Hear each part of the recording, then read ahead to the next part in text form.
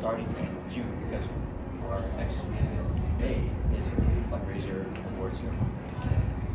But Austin is the founder of an agency owner network. It's a private community for founders of seven-figure marketing agencies. His background in business, communication, and sales makes him uniquely suited to connect business owners to reliable marketing service providers.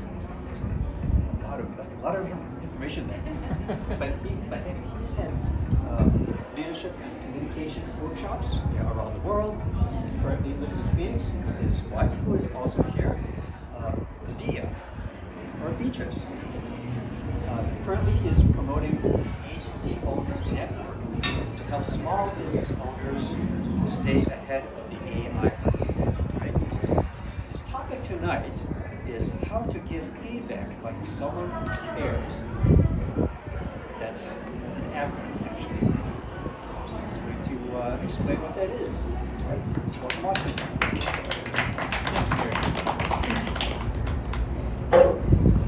Hello, new friends. Right? I've received feedback that sometimes I project too loudly. So I'm just speaking to Garrett in the back if anybody's wondering, why I'm screaming up here. But so we have a couple of small business owners. Who has a team? Anybody have a team of people? Okay. Okay, we have a team, right? Who has a family or a partner? Anybody? Okay. Who has people in their life that they communicate with? All right. Drilling it down here. So I'd like to start with a story. It's 12:20 p.m., 82 degrees, muggy in Northern California. I was the sales manager for a door-to-door solar team, and I was 20 minutes into our daily sales training. I'm running a role play at the front of the room, and that's when I see Jesse coming in to the office late again. I felt the anger rise inside of me, and I stormed out of the room, moving with a purpose, and I caught Jesse's eyes from across the building, and as he opened his mouth, about to apologize, I brushed past him, and I said, "Outside, now." Now, before I tell you what happens next, I want to ask, have you ever had a situation like that where you have someone who's showing up late, or they're not delivering your projects on time, or they keep doing the same thing that's just not meeting your expectations? You've probably been in that situation, and you want to correct them, or you want to scream at them. You're not sure how you can get the behavior corrected. So, what I've realized is there are two types of leaders in the world. There are the type that push, and there are the type that pull. And today you'll learn my 4-step framework of how to give effective feedback that can actually change behavior, even in the most frustrating of circumstances. And that day in Northern California, outside the office, I had to decide what kind of leader I was going to be. Little background on Jesse.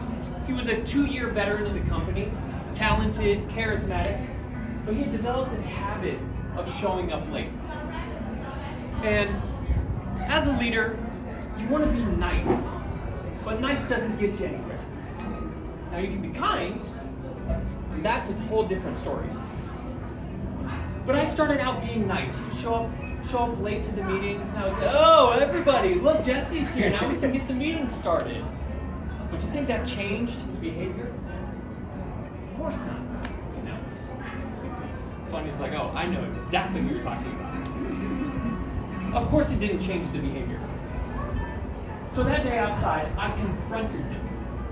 I said, "Jesse, what's wrong, man?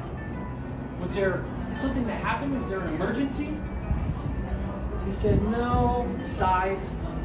He said, "I was up late with my girlfriend, and I slept in."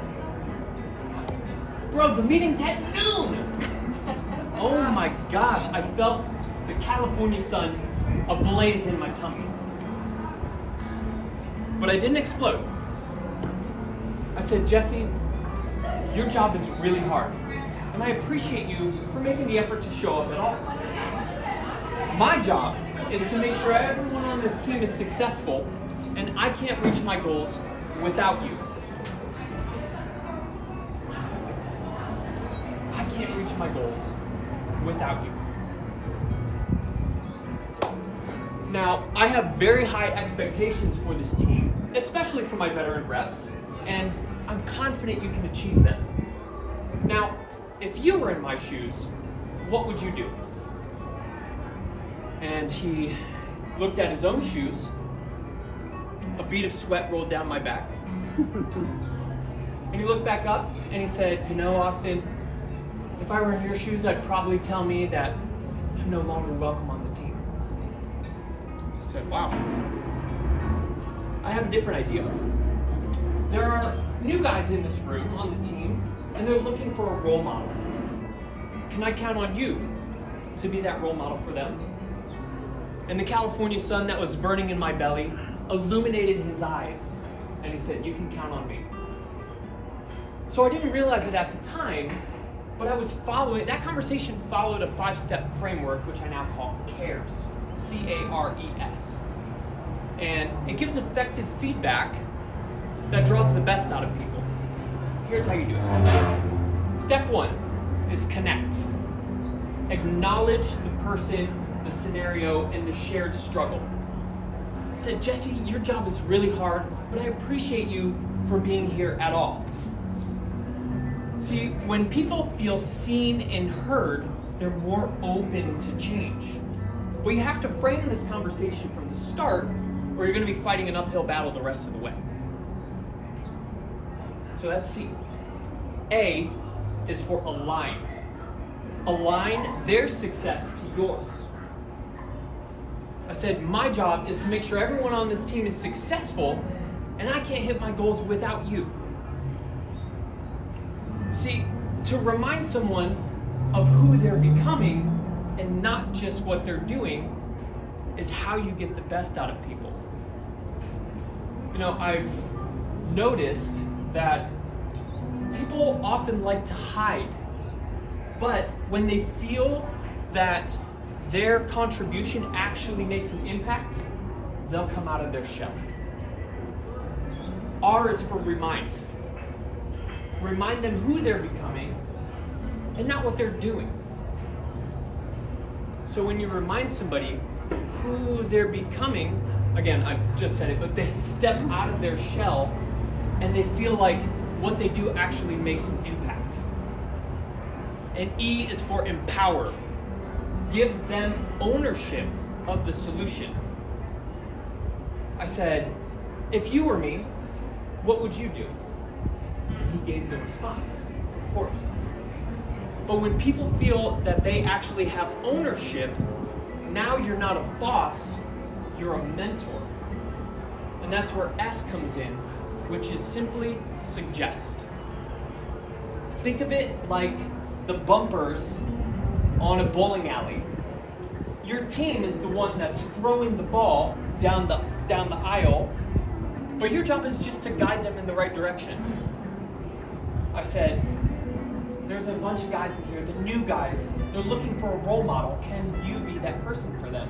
And he said, yes. I suggested a solution to guide him to the next stage. Now, if you were Jesse, how would you feel in this conversation? Would you feel disrespected, offended, embarrassed? Or would you feel trusted and valued and empowered? Because that's what feedback is supposed to do when it's done right. It turns conflict into collaboration. It doesn't just correct past behavior, but it's a commitment to the future. Now, Jesse, he never showed up to work late again. He was actually the first in the office and the last to leave. He started helping other members of the team, and he actually became in the top 5 most successful reps in the company month after month. Why? It's because I didn't push him over the edge, but I pulled the best out of them. So the next time you're in a scenario where you need to give feedback, just remember to care. C-A-R-E-S suggests. Because a leader who cares doesn't just change performance, they change people. Thank you.